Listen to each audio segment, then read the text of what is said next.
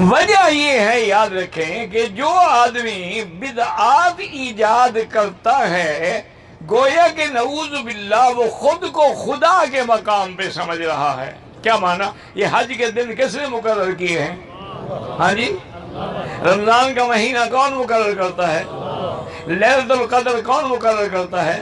عرفات کا دن کون مقرر کرتا ہے؟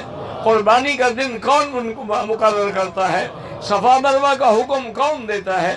تو یہ سب حکم اللہ دیتا ہے۔ اب جب وہ نئی چیز ایجاد کر رہا ہے، میلاد ایجاد کر رہا ہے، یا اذان سے پہلے صلاۃ و سلام ایجاد کر رہا ہے، اور دن مقرر کر رہا ہے کہ 10 دن محرم کے ماتم کرنا ہے، 12 کو ہم نے میلاد بنانا ہے، 11 کو 11ویں کرنی ہے، تو یہ مقرر کرنے کا اختیار تو اللہ کو تھا، اس کو کس نے اختیار دیا ہے؟ تو اس کا معنی یہ ہے کہ وہ اپنے آپ کو اوتار اور خدا کے مقام پہ رکھنا چاہتا ہے۔ اچھا، دوسری بات یہ ہے کہ جب وہ کوئی چیز ایجاد کرتا ہے نعوذ باللہ، وہ اللہ کے نبی میرے مدنی پاک کی سنت اور دین کا بھی انکار کرتا ہے کہ شاید دین مکمل نہیں ہوا، نا یہ چیزیں رہ گئی تھی جو حضور نے ہمیں نہیں بتائی۔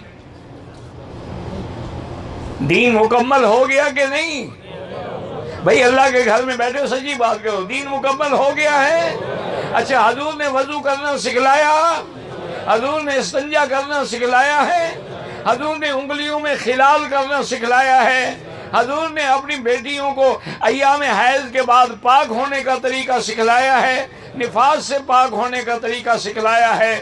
حضور نے بچوں کو دودھ پلانے کا طریقہ سکھلایا ہے؟ حضور نے مسح کرنے کا طریقہ سکھلایا ہے؟ حضور نے پانی نہ ہو تیمم کا طریقہ سکھلایا ہے؟ ہر چیز اللہ کے نبی نے سکھلا دی، صرف میلاد نہیں سکھلایا۔